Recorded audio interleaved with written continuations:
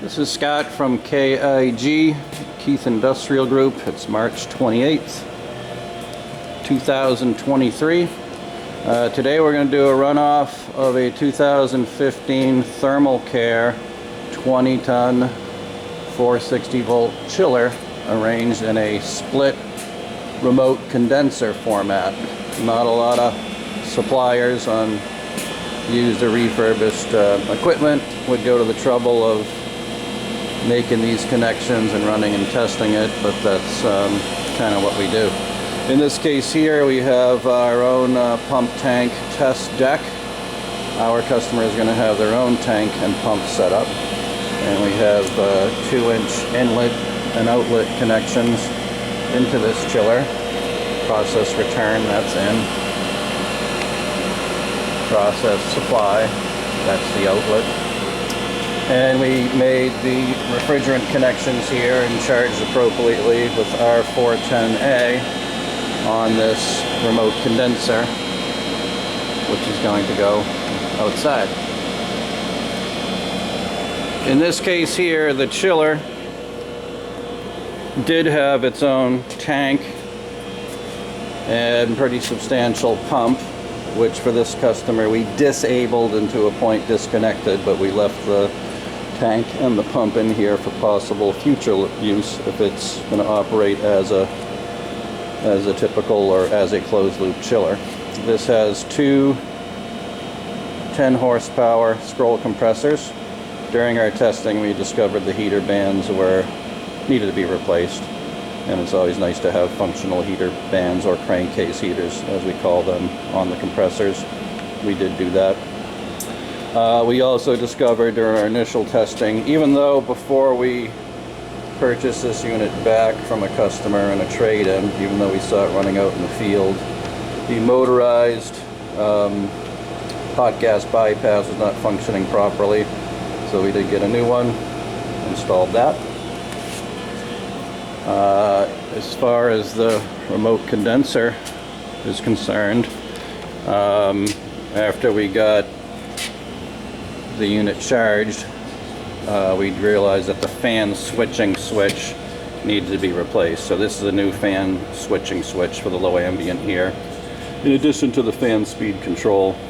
This is a brand new one. For the test, however, we decided to jump it out because we already had charge in the unit, and there's not a Schrader valve inside this little thing here.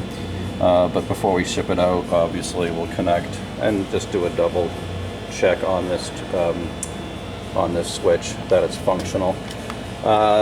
So the customer will be required to bring their own 460 volt power directly into this remote condenser. We just happen to be stealing it because we're close. We're actually stealing it off the pump contactor in the chiller. Then there's some communications between the chiller for signals and the remote condenser, and that's basically these two wires here. That will be disconnected for shipping, but those two wires there come right back into the chiller, and there's two red wires down here. You see we got wire nuts on, and it doesn't make a difference which one it is, but we'll label those and or walk the customer through it when they get this unit ready to go out in the field. When we do ship the unit, obviously we have to disconnect the refrigerant piping, which we did, and we're going to put copper caps on both the chiller and the remote condenser. The remote condenser will probably just ship with holding nitrogen charge. The chiller itself, because there's a KIG valve in here, that will ship with some R410A in it.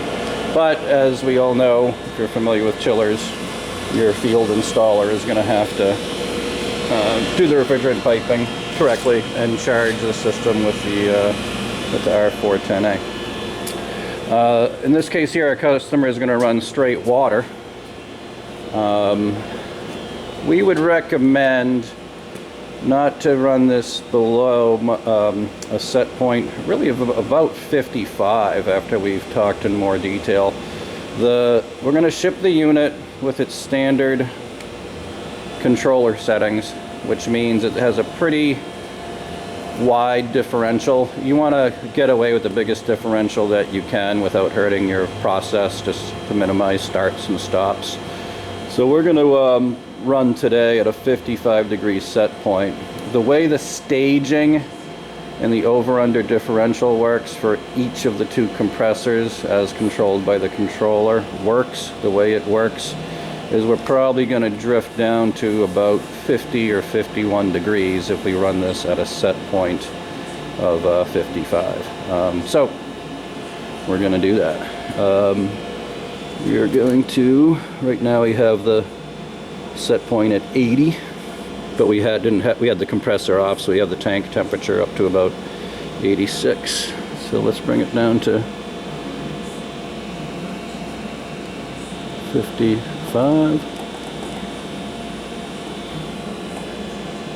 I overshot a little bit.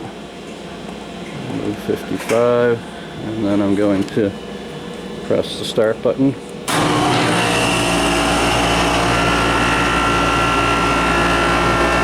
Nice little controller on thermal care, not over-engineered, just giving you enough information. Right now you can see compressor 1, compressor 2 are running. By the way, the probe, the temperature we're actually sensing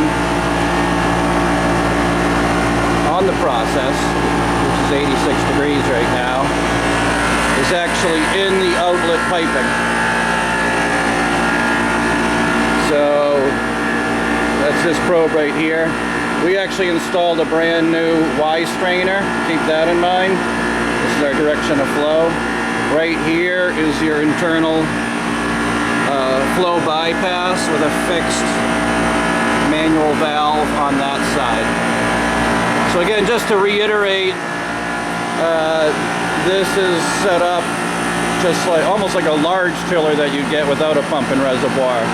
The flow comes in through the evaporator, then goes back out to your process. And in this case here, the customer is again using their own pump and tank.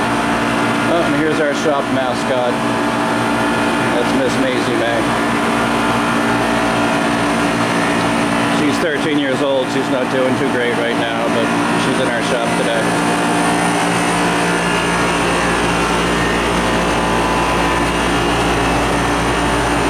So we probably got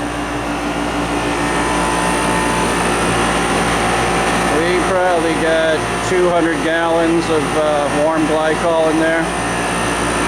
Straight water will actually be you'll actually get a little bit better performance.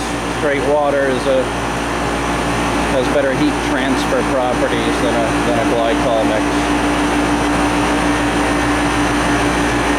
When we do ship this unit, we're probably going to modify the skids or pallets to be a little bit bigger. It's going to ship in two different pieces. So I think what we're going to do is, I think I covered pretty much everything. You can see here is your incoming 460 volt power. We're going to leave the standard tag on here, which calls out the NQR20 model and the amps, but you can deduct accordingly if you want the amp rating for the pump that's in here, because you're not going to be using that. See, we're down to 80 degrees. And right now, based on the low load and our shop temperature, we're just running one fan at full, another at low speed.